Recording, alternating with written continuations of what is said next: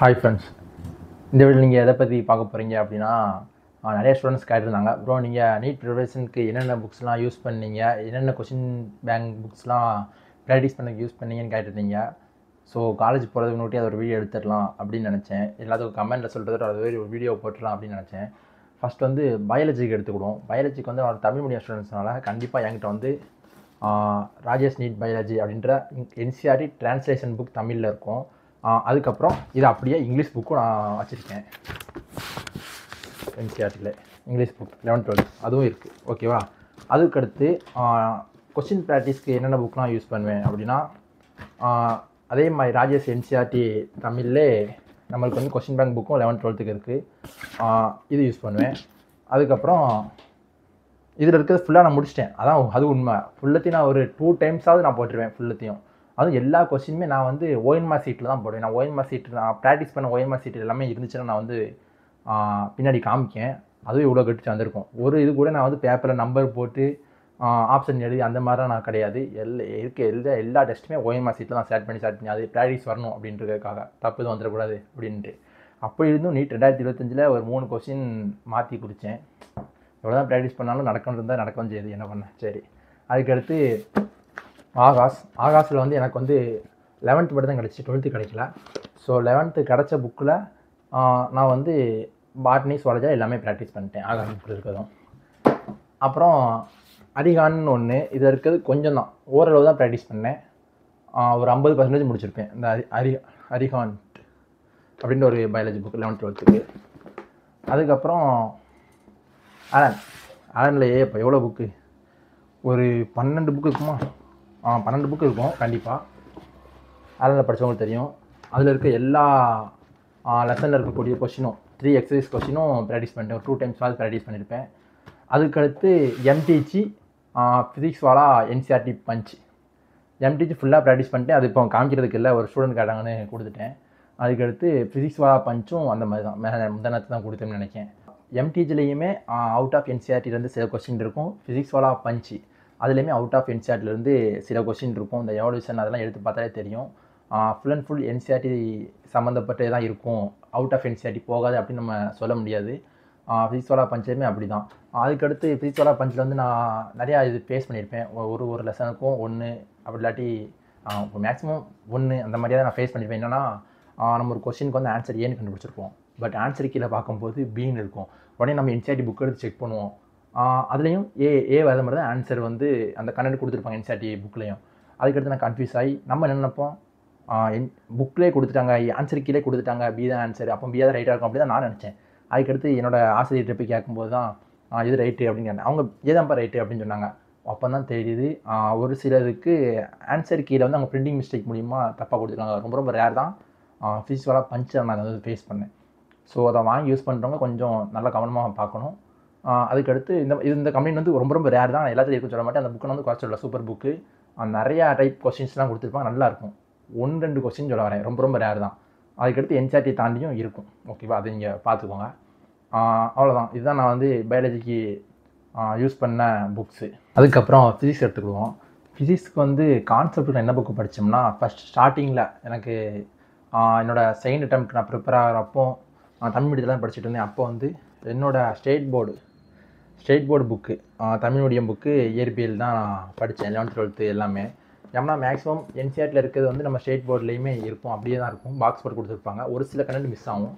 அதுக்கடுத்து கொஞ்சம் ஒரு சிலது எக்ஸ்ட்ராவும் இருக்கும் நம்ம புக்கில். ஸோ இதுதான் ஃபாலோ பண்ணேன். ஃபஸ்ட் வந்து இங்கிலீஷ் அந்தளவுக்கு தெரியாது, அதனால். அப்புறம் அதுக்கடுத்து என்னோடய தேர்ட் அட்டெம்ப்ட்லாம் இதை கான்செப்ட் நான் ஃபாலோ பண்ணோம்னா, கான்செப்ட் படிக்கிறதுக்கு ஃபுல்லாகவே அலன் புக் தான். அலன் புக்கில் ஒரு 7 புக் வரும்னு நினைக்கிறேன். ஃபுல்லாகவே அலன் புக்கு தான். நான் வந்து எல்லா கான்செப்ட்டும் இதை வச்சு தான் படித்தேன். எல்லா கான்செப்ட் படித்தேன். அதுக்கடுத்து 3 எக்ஸசைஸ் உண்டு ஒரு லெசனுக்கு. அந்த 3 எக்ஸசைஸில் இருக்க எல்லா ப்ராப்ளமும் சால்வ் பண்ணிட்டேன். சால்வ் பண்ணி எழுதுவேன், எல்லாத்தையும் ஆன்சர் எல்லாத்தையும் எழுதுவேன். அந்த நோட்டு கூட காமிக்கிறேன். எக்கச்சக்கமாக எடுக்க முடியாது, எல்லாம் வச்சுருக்கேன். ஒரு 10 நோட்டு வந்திருக்கும் ஒரு ஆணும். ஒரு 10 ஒரு 7 ஒரு 8 நோட்டாக வந்திருக்கும். இதில் இருக்க எல்லா இதுக்கும் ஆன்சர் வந்து நான் எழுதுவேன் உட்காந்து எழுதி எல்லாத்தையும் முடிச்சிட்டேன். டவுட்டில் கொஸ்டின்லாம் மார்க் பண்ணியாச்சு. இன்ஸ்டியூட்டில் போய் கேட்பேன், இல்லாட்டி ஆன்லைனில் ஸ்கேன் பண்ணி பார்த்து கண்டுபிடிச்சி எழுதி ஆன்சர் கண்டுபிடிச்சிடுவேன். அந்த மாதிரி இதில் இருக்க எல்லா எக்ஸசைஸ் ப்ராப்ளமும் நான் வந்து முடித்தேன். ட்ரை யுவர் செல்ஃப்லேருந்து எக்ஸசைஸ் எல்லாமே ஃபிசிக்ஸுக்கு அந்தளவுக்கு ப்ராக்டிஸ் பண்ணியிருந்தேன். பட் அங்கே கேட்டது தான் வித்தியாசமாக இருந்துச்சு. ஆலனில் இருக்க கொஸ்டின்ஸ்லாம் பார்க்குறதுக்கு தான் கொஞ்சம் கஷ்டம் மாதிரியே தெரியும். பட் கான்செப்ட் மட்டும் நமக்கு கிளிக் ஆயிடுச்சுன்னா 2 ஸ்டெப்பில் ஆன்சர் வரும். ஆலனில் இருக்க எல்லா கொஸ்டின்ஸுமே ப்ராக்டிஸ் பண்ணவங்களுக்கு அதோட அருமை தெரியும். நீட் கொஸ்டின் மாதிரியே இருக்கும். எப்போ 2025 கேட்டதுக்கு முன்னாடி உள்ள நீட் கொஸ்டின் மாதிரியே இருக்கும். 2025 கேட்டதே வேறு 3-4 கான்செப்ட் அப்ளை பண்ணுற மாதிரி கேட்டாங்க. ரொம்ப கஷ்டமாக போயிடுச்சு. பட் இதில் வந்து 2-3 ஸ்டெப்லேயே ஆன்சர் வர்ற மாதிரி தான் இருக்கும் எல்லா கொஸ்டினும். அதுக்கப்புறம் ராஜேஷ் சாரும் ஃபிசிக்ஸுக்கு புக்கு போட்டிருந்தாங்க. ஜஸ்ட் சின்னதாக கான்செப்ட் மட்டும் பாயிண்டாக கொடுத்துட்டு அதில் இருக்க கொஸ்டின்லாம் ப்ராக்டிஸ் பண்ணுற மாதிரி. இது வந்து ஸ்டார்டிங்கில் ஒரு சில லெசன் மட்டும் பார்த்தேன். அதுக்கடுத்து நான் ஃபுல்லாகவே ஆலன் மாறினால இது வந்து யூஸ் பண்ணல. பட் வாங்கினேன், யூஸ் பண்ணலை. அப்புறம் ஆகாஷ் புக்கும் என்கிட்ட இருந்துச்சு. இதில் வந்து எனக்கு வந்து கொஸ்டின் ப்ராக்டிஸ் பண்ணக்கு டைம் கிடைக்கல. இருந்தாலும் நான் வந்து ஒரு சில கொஸ்டின் வந்து அதில் ப்ராக்டிஸ் பண்ணேன். என்னெல்லாம்னா கரண்ட் எலக்ட்ரிசிட்டி, அதுக்கடுத்து மோஷன், அந்த மாதிரி நான் உள்ள சர்க்குலர் மோஷன், அந்த மாதிரிலாம் நிறையா லெசனுக்கு இதில் கொஸ்டின் மட்டும் ப்ராக்டிஸ் பண்ணி கான்செப்ட்லாம் இதை பார்த்து படிக்கலை. அதுக்கடுத்து ரே ஆப்டிக்ஸு, வேவ் ஆப்டிக்ஸு, அதுக்கு கொஸ்டின்லாம் ஆகாஷ் உள்ளதை ஃபுல்லாக முடித்தேன். ஆகாஷ்லேயே எனக்கு ஃபஸ்ட்டு 11th மட்டும் தான் கிடச்சது. இதில் கொஞ்சம் தான் முடிச்சது, ஃபுல்லாக முடிக்கல, டைம் கிடையாது. ஏன்னா ஆலன் ஒன்று முடிக்கிறதுக்கே 1 வருஷம் பார்த்தது அந்த மாதிரி இருக்கும். கொஸ்டின் அவ்வளோன்னு கொடுத்துருப்பாங்க.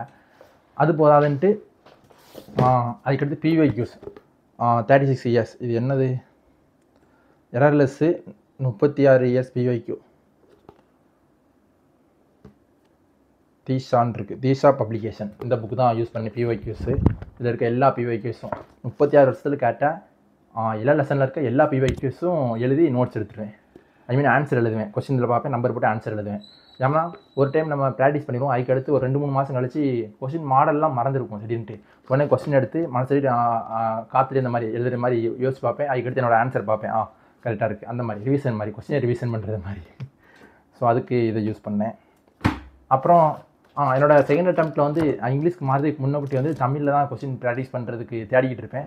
அப்போது எனக்கு எது கிடச்சிச்சின்னா கவர்மெண்ட்லேருந்தே ஸ்டேட் கவர்மெண்ட்லேருந்தே நம்ம தமிழ்நாடு கவர்மெண்ட்லேருந்தே ஃபிசிக்ஸுக்கு வந்து போட்டாங்க.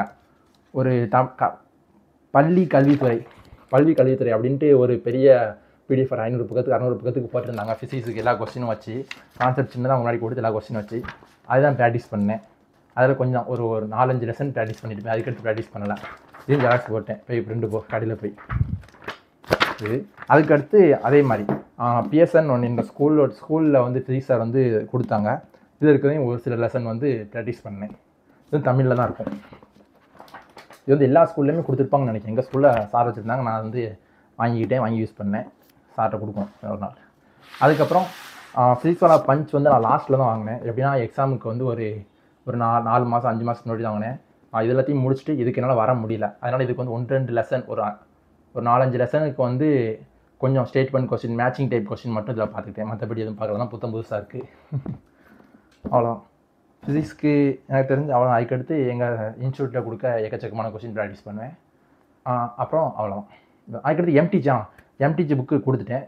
எம்டிஜி புக்கு ஒரு ஸ்டூடெண்ட்டை கொடுத்தேன், அதை நான் காமிக்க முடியல. எம்டிஜியில் வந்து எப்படின்னா எம்டிஜியில் வந்து நிறையா difficult questions, JEE level questions, எல்லா கொஸ்டினும் பெருசாக இருக்கும். அந்த மாதிரிலாம் இருக்கும்.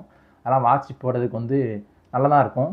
நான் வந்து அதில் வந்து பாதி 50% மேலே ஒரு 60% முடிச்சிருப்பேன். அதுக்கு மேலே முடிக்கல. அதுக்கு மேலே ஆலன் ஜம்ப் பண்ணி அதை ஃபுல்லாக முடித்தேன். ஸோ எம்டிஜி வந்து ஃபுல்லாக முடிக்கல, ஒரு 60% முடிச்சிட்டேன் எல்லாமே. 12th ஃபுல்லாக கம்ப்ளீட் பண்ணிட்டேன். 11th வந்து அங்கங்கே தான் பார்த்தேன் 11th, அவ்வளோதான். அப்புறம் ஃபிசிக்ஸ்க்கு வந்து கான்செப்ட்லாம் எங்கள் சார் வந்து 3-4 பக்கத்தில் எழுதி கொடுப்பாங்க ஷார்ட்டாக. அதெல்லாம் பார்த்துக்கிடுவேன். இந்த ஆலன் கான்செப்ட்லாம் படிச்சதுக்கப்புறம் லாஸ்ட்டில் அதை பார்ப்பேன், ரிவிஷன் மாதிரி. அது கொஞ்சம் யூஸ்ஃபுல்லாக இருக்கும், ஈஸியாக. அதனால் அது வந்து ஒரு ஃபைலில் இருக்குது, அது எடுக்கணும். சரி, ஓகே. அதே ஒரு ஃபைல் வரும். ஓகே. அதுக்கடுத்து கெமிஸ்ட்ரி பார்த்துக்குவோம். கெமிஸ்ட்ரிக்கு வந்து ஸ்டார்டிங்கில் வந்து நான் தமிழ் மீடியத்தில் ப்ரிப்பேர் பண்ணதுனால நம்ம புக்கு நான் யூஸ் பண்ண மாட்டேன். State board book chemistry use பண்ண மாட்டேன்னா எக்கச்சக்கமாக இருக்கும். எல்லாத்தையும் தாண்டி என்சிஆர்ட்லாம் தாண்டி போய்கிட்டே இருக்கும். அந்தளவுக்கு எக்கச்சக்கமாக இருக்கும். ஆலனே அவங்க வந்து முந்திடுவாங்க. Allen chemistry out of NCR எக்கச்சக்கமாக இருக்கும். அதெல்லாம் முந்திட்டு போயிடுவாங்க அவங்க. அந்த மாதிரி போவோம். ஸோ அது யூஸ் பண்ண மாட்டேன். எப்படின்னா ஸ்டார்டிங்கில் வந்து கிளாஸில் சொல்லிக் கொடுக்க போர்டில் எழுதி போடுறத வச்சு நோட்ஸ் 1-2 எழுதி போடுவாங்க. அதை வச்சு நான் படிச்சுட்டு இருந்தேன். ஸோ அது அந்தளவுக்கு எஃபெக்டிவ் இல்லை. அதுக்கப்புறம் ராஜேஷ் சார் வந்து கெமிஸ்ட்ரி புக்கு போட்டார். இது நான் வாங்கியிருந்தேன். இது வந்து தொகுதி 1 மட்டும், தொகுதி 2 அது தனியாக இருக்குது. இங்கே இந்த தொகுதி 2 இது. அது எப்படின்னா இது நான் வந்து ஒரு 3-4 லெசன் படித்தேன். அதுக்கடுத்து நான் இது வந்து ஃபாலோ பண்ணல. ஏன்னா ஒரு லெசனும் நிறைய பக்கத்துக்கு இருக்கும், போய்கிட்டே இருக்கும் திருப்ப. நம்ம மனசு வந்து அதை வந்து ஏற்றுக்கல. எப்படின்னா என்சிஆர்டி புக்கில் 5 பக்கம் 6 பக்கத்தில் முடிஞ்சு என்ன 20 பக்கம் 30 பக்கம் போகுமா, அது படிக்க முடி வச்சு அது வந்துக்கிட்டே இருக்கும். ஸோ எனக்கு வந்து இதை படிக்கிறது வந்து அந்தளவுக்கு இன்ட்ரெஸ்ட் வரல. அதுக்கடுத்து அது இல்லாமல் கான்செப்ட் ரொம்ப சுத்தமிழில் இருந்துச்சா, நான் ஒன்றுமே ஸ்டேட் போர்டில் படிக்காமல் 11th 12th படிக்காமல் படிக்க இன்ட்ரெஸ்ட் இருந்தாலும் சொல்லிக் கொடுக்க அந்தளவுக்கு இல்லாதனால நான் படிக்கலை. ஸோ இது வரும்போது ரொம்ப எனக்கு டிஃப்ரெண்ட்டாக இருந்துச்சு. அதனால் டேரெக்டாகவே இங்கிலீஷுக்கு மாறிட்டேன், கன்வெர்ட் ஆகிட்டேன். படிக்கிறது எல்லாமே டேரெக்டாக இங்கிலீஷ்லேயே வேர்டெலாம் படிச்சுக்கிட்டேன். தமிழில் படித்து அதுக்கடுத்து இங்கிலீஷில் போகாமல் டேரெக்டாக இங்கிலீஷ் வேர்டே படித்து புரிஞ்சுக்கிட்டேன். அந்த நேரத்தில் நான் ப்ராக்டிஸ் பண்ண புக்கு ஸ்டார்டிங்கில் ப்ராக்டிஸ் பண்ணும்போது இந்த பள்ளி கல்வித்துறையிலேருந்து போட்டிருப்பாங்கல்ல கெமிஸ்ட்ரி, அந்த புக்கு தான் நான் ப்ராக்டிஸ் பண்ணேன். அதே மாதிரி 2 புக்கு கொஞ்சம் ஜெராக்ஸ் போட்டுக்கிட்டேன். எப்போவுமே இந்த இது இருக்கும், ஆன்லைனில் அவைலபிளாக தான் இருக்கும். நீங்கள் தேடி பார்த்தீங்கன்னா கிடைக்கும் ஆன்லைனில். தமிழ் மீடியம் ஸ்டூடெண்ட் கொஞ்சம் யூஸ் பண்ணிக்க எடுத்து. அதுக்கப்புறம் என்சிஆர்டி புக்கு வாங்கினேன். என்சிஆர்டி புக் வந்து 4 வால்யூம் இருக்குது. இதில் வந்து எப்படிலாம்னா ஆர்கானிக் கெமிஸ்ட்ரி ஃபுல்லாகவே என்சிஆர்டி தான் ஃபாலோ பண்ணுவேன். மாடல்லாம் ஃபாலோ பண்ண மாட்டேன், ஆலன் மாடல் ஃபாலோ பண்ண மாட்டேன். ஏன்னா அவங்க எக்கச்சக்கமான ரியாக்ஷன்லாம் கொடுத்துருப்பாங்க. அதெல்லாம் படித்தோம்னா நம்மளுக்கு வந்து என்சிஆர்டி புக்கில் இருக்க அந்த ரியாக்ஷன் மெயின் ரியாக்ஷன் நம்ம மைண்டில் இருக்காது, எல்லாமே குழப்பிடும். அந்தளவுக்கு அவங்க ரியாக்ஷன் எக்கச்சக்கமாக கொடுத்துருப்பாங்க. ஸோ ஆர்கானிக் வந்து நான் என்சிஆர்டி தான் ஃபாலோ பண்ணுவேன், எந்த மாடலும் ஃபாலோ பண்ண மாட்டேன். அதுக்கடுத்து இன்ஆர்கானிக் வந்து என்சிஆர்டி வந்து 1 டைம் வாசிச்சு விட்டுக்கிட்டேன். மற்ற டைம் நான் எல்லாமே கான்செப்ட் வந்து அண்டர்ஸ்டாண்ட் பண்ணி ஃபுல் கெமிஸ்ட்ரியுமே இதில் வந்து என்னால் முடிஞ்ச அளவுக்கு நோட்ஸ் எடுத்து வச்சுருக்கேன். இதுதான் நான் பார்த்துக்கிடுவேன். அதுக்கப்புறம் நிறையா பிவைக்யூஸ்னால் ஒரு கான்செப்ட் இன்ஆர்கானிக் கெமிஸ்ட்ரியில் ஒரு கான்செப்ட் பார்த்துட்டு அதுக்கு நிறைய பிவைக்யூஸ் எம்சிக்யூஸ் நான் சால்வ் பண்ணுறதுனால எனக்கு வந்து நல்லா அண்டர்ஸ்டாண்ட் ஆகிடும். அதுக்கடுத்து முக்கியமான பாயிண்ட்ஸு அதெல்லாம் 1 டைம் கெமிஸ்ட்ரியில் அந்த என்சிஆர்டி புக்கில் வந்து வாசிச்சு விட்டுருப்பேன். ஒரு 2 டைம் தான் வாசிச்சிருப்பேன் இன்ஆர்கானிக் கெமிஸ்ட்ரி தான். அதுக்கடுத்து ஃபிசிக்கல் கெமிஸ்ட்ரி வந்து புக் வந்து நான் தொடலை. ஏன்னா புக் வாசிக்கிறேன், எனக்கு டைம் கிடைக்கல. பட் வாசிக்கணும் என்சிஆர்டி, பட் எனக்கு டைம் கிடைக்காதனால நான் வந்து ஃபிசிக்கல் கெமிஸ்ட்ரி ஃபுல்லாகவே ஆலன் புக்கில் தான் பார்த்தேன். ஆலன் புக்கில் தான் பார்த்து படித்தேன். ஃபிசிக்கல் கெமிஸ்ட்ரி ஃபுல்லாகவே ஆலன் மாடல் தான் கான்செப்ட் ஃபுல்லாக படித்தது. அதுக்கடுத்து கொஸ்டின் ப்ராக்டிக்ஸும் இதுதான் ஆலன் தான். ஆலன் இருக்க எல்லா கொஸ்டினும் மேக்ஸிமம் ப்ராக்டிஸ் பண்ணேன். ஃபிசிக்கல் கெமிஸ்ட்ரி ஆனால் ஓரளவு ஃபிசிக்கல் கெமிஸ்ட்ரி வந்து ப்ராக்டிஸ் பண்ணலாமல் எனக்கு ஆன்சர் சிலதுக்கு வரவே இல்லை. கெமிஸ்ட்ரியில் இவங்க வந்து ஆன்சர் கீ வந்து எக்ஸ்ப்ளனேஷன் கொடுத்துருக்க மாட்டாங்க, ஒரு சில கொஸ்டின் தான் கொடுத்துருப்பாங்களா.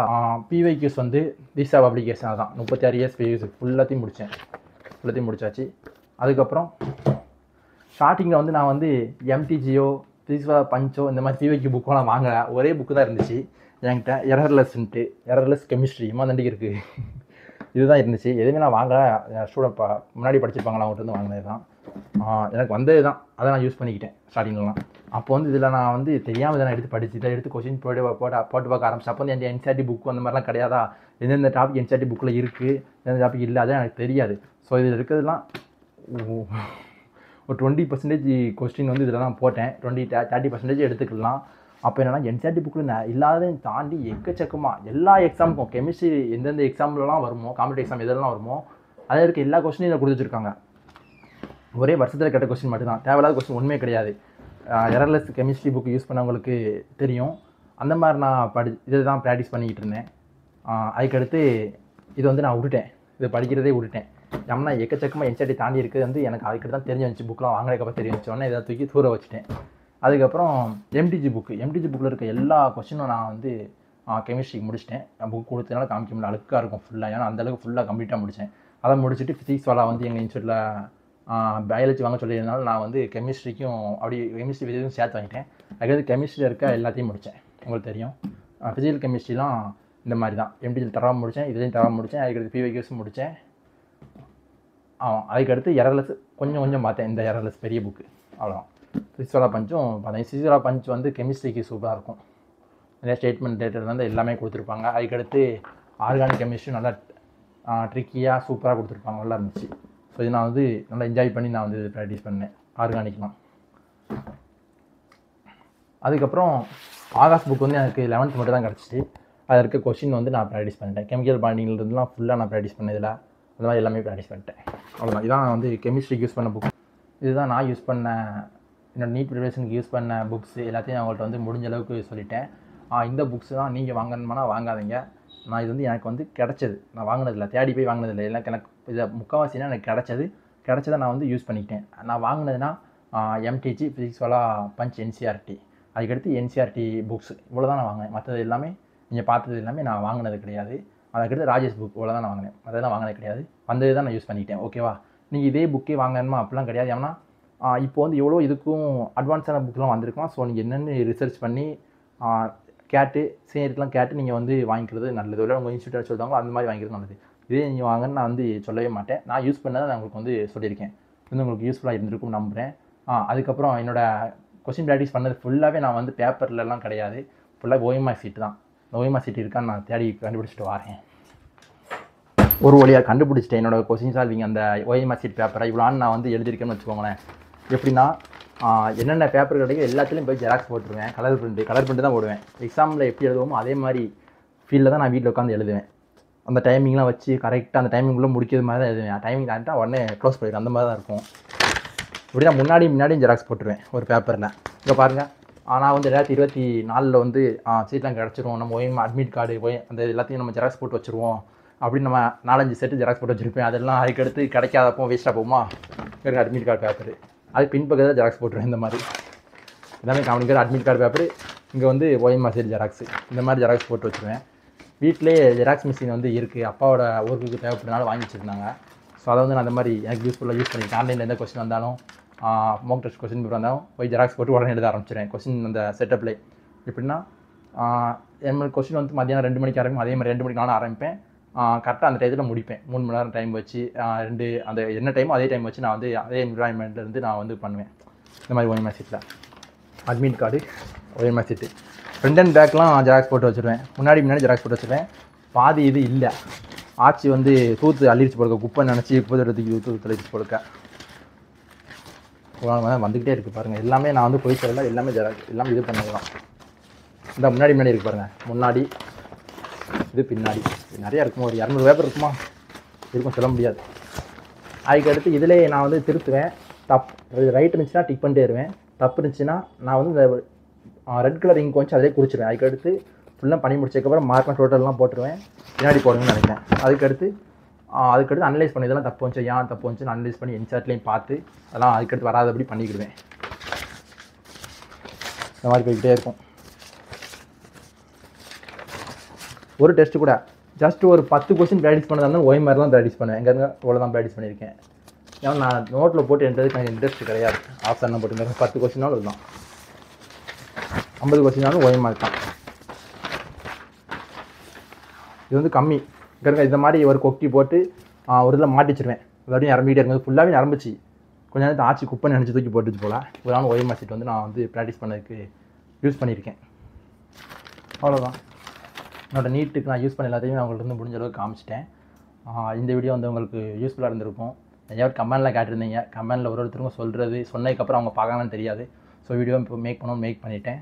இந்த வீடியோ உங்களுக்கு பிடிச்சிருந்தா லைக் பண்ணுங்கள். நிறைய ஸ்டூடெண்ட்ஸ்க்கு போய் ரீச் ஆகட்டும். அதுக்கடுத்து மறக்காம நம்ம சேனலை சப்ஸ்கிரைப் பண்ணிடுங்க. ஓகேவா? அடுத்த வீடியோ பார்க்கலாம். பாய்.